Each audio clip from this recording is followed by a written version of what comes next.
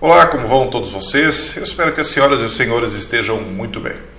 No vídeo de hoje nós vamos tratar mais uma vez desses temas leves e bastante interessantes que tratam dessas lendas, mitos e contos antigos, que estão gravados em pedra, muitos deles, e por isso afloram cada vez mais no mundo em que nós temos aí o conhecimento na palma da mão, literalmente.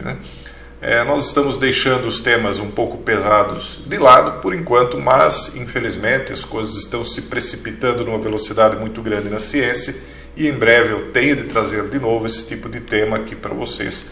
Até porque quem não souber o que está acontecendo agora não vai poder se preparar para se defender do que vem logo ali à frente na esquina.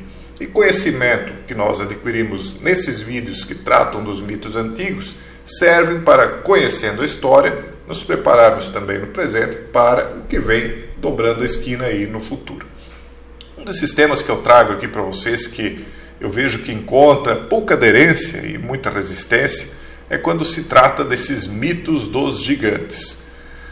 Jason, os gigantes existiram? Aí fica a critério de você dizer se existiram ou não. A gente só traz os temas, traz alguns hieróglifos, traz algumas questões aí que estão gravadas em pedra, alguns mitos, e cada um conclua com sua própria capacidade aquilo que é ou não é fato, aquilo que é mera lenda, mito, ou aquilo que foi um exagero. Mas antes eu quero desmistificar essa história aí de que não podem existir pessoas com estaturas extremamente elevadas, porque a gente normalmente não esbarra com essas pessoas pela rua. Porém, a maioria de nós aqui é culto o suficiente para compreender que existe o gigantismo. Como diz essa matéria aqui, o gigantismo é uma doença rara na qual o organismo produz o hormônio do crescimento em excesso, que se deve geralmente à presença de um tumor benigno na hipófise, conhecido por adenoma hipofisário, fazendo com que os órgãos e partes do corpo cresçam mais do que o normal. E aí eles dizem que quando essa doença vem na parte adulta, dos 30 aos 50 anos, ela se chama acromegalia, porque ela pode iniciar já na infância, então é o gigantismo, e na fase adulta, ela despertando esse gene, então seria a acromegalia. Eu trouxe aqui para vocês também o Robert Wadlow, que seria aí um dos maiores seres humanos já registrados, inclusive no Guinness Book, o livro dos recordes, em 1955.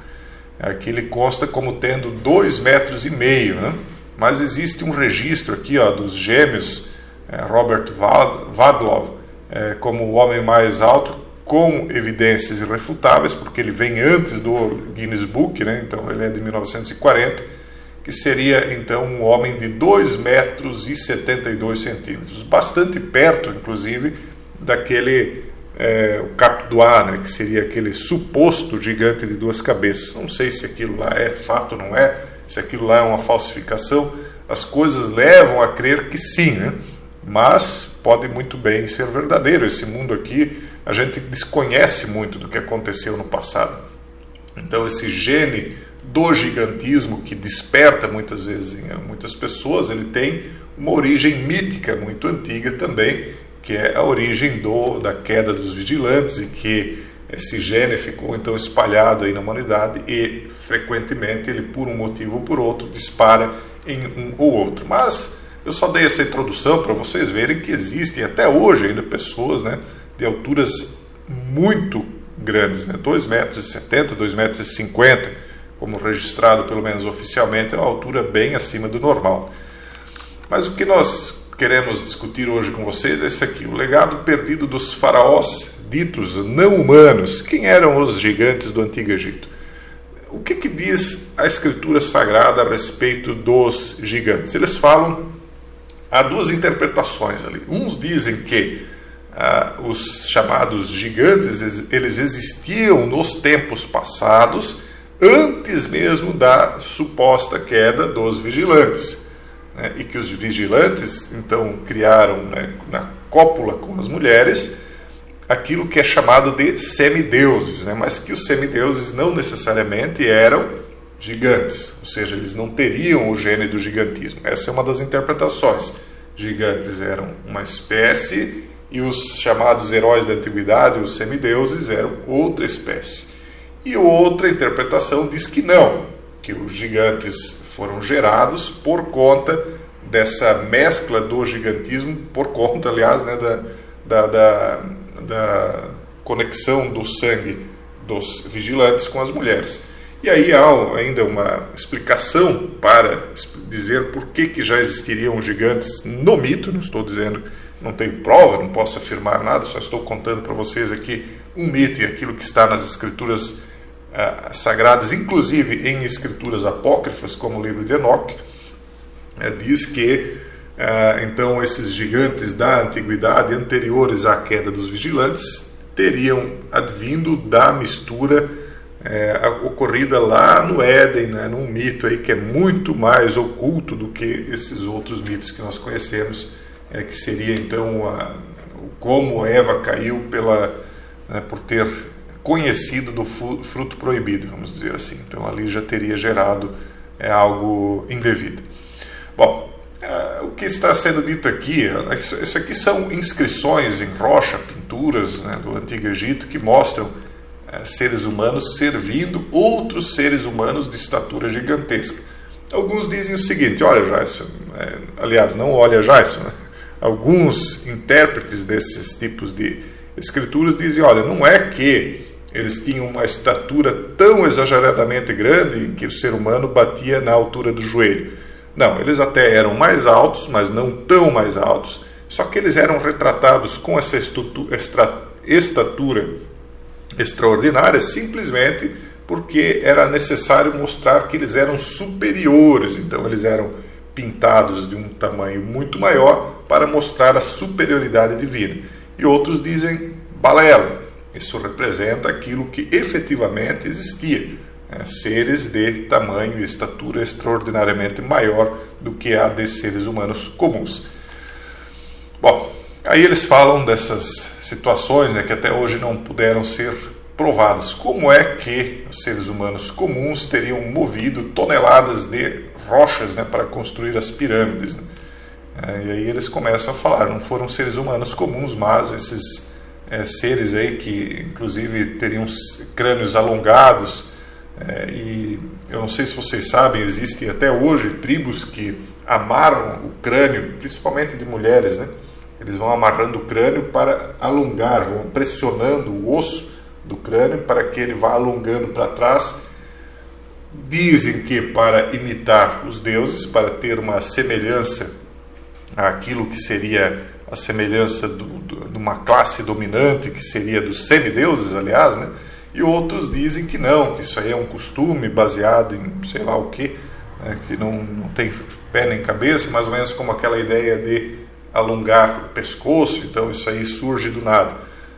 Outros dizem não, isso aí era para buscar a estatura daquilo que seria a estatura da classe dominante, então seria algo visto como desejável, né, porque as pessoas desejavam fazer parte da classe dos mais altos, né, que seria a classe dos reis e dos nobres, né, do período anterior ao reinício da história, né, então aquilo teria ficado como cultura.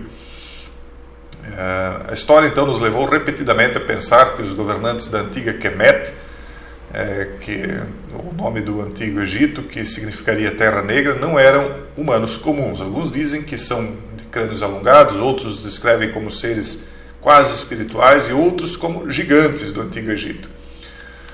Para sustentar essa teoria está uma das lendas que conta como as pirâmides de Gizé foram construídas pelas mãos de uma raça de gigantes. E essa teoria então veio durante uma palestra chamada Atlântida e os Deuses Antigos, feitas pelo ocultista e maçom Menelem Perron.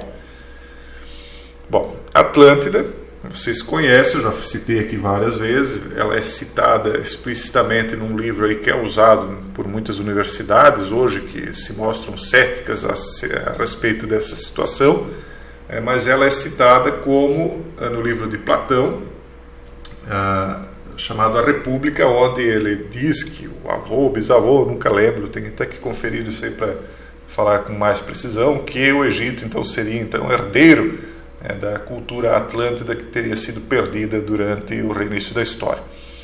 Mas vamos ver o que o Menelem Perron disse aqui.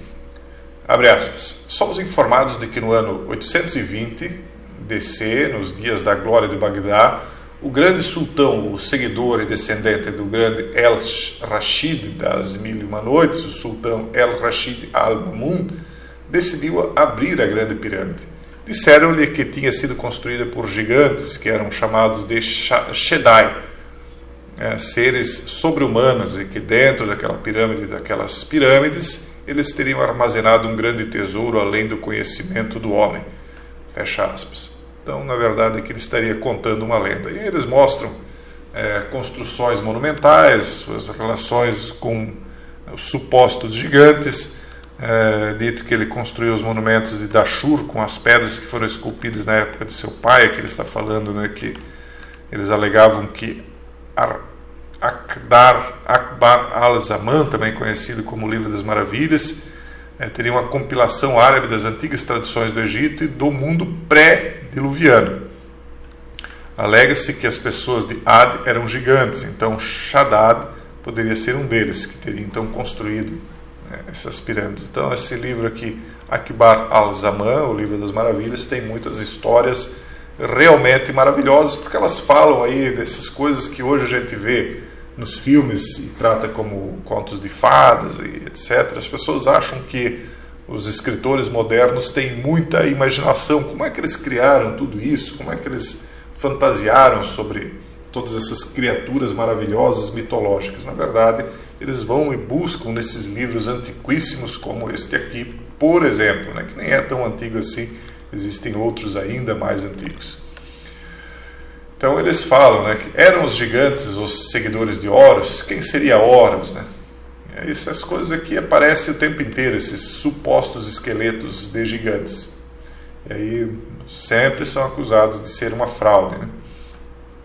Horus, então, seria essa figura divinal, que seria uma reencarnação de Osíris, como algo esperado, né, para ser reencarnado nos tempos futuros, né, como se fosse Osíris reencarnado. Então, diz aqui, no final do 4º milênio antes de Cristo, o povo conhecido como os discípulos de Horus aparece como uma aristocracia altamente dominante que governava todo o Egito. A teoria da existência desta raça é sustentada pela descoberta nos túmulos pré-dinásticos na parte norte do Alto Egito, de vestígios anatômicos de indivíduos com crânios e constituições maiores que os da população nativa, com tanta diferença para excluir qualquer hipótese de linhagem racial comum. Então, Horus, mais especificamente, seria um dos líderes. Aí há uma discussão, na verdade.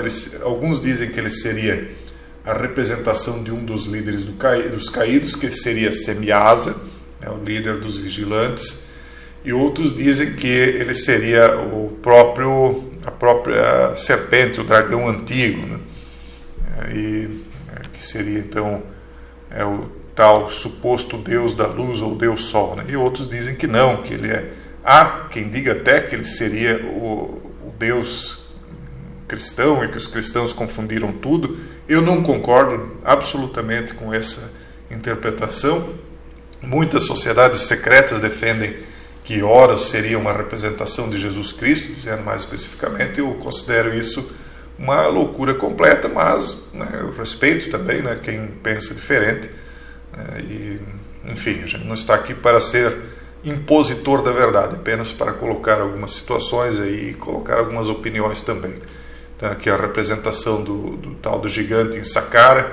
Vocês notem aqui que ele nem é tão grande, né? Porque considerando que as pessoas podem chegar ainda nos tempos atuais a 2,5 metros, 2,70 metros, como nós vimos antes, e considerando que essas pessoas aqui podem ser mais baixas, de 1,5 metro, porque eram escravos, né? Geralmente eram pessoas não tão bem nutridas, então ele teria aí uma altura razoavelmente aceitável, né? O dobro da altura, 3 metros aqui.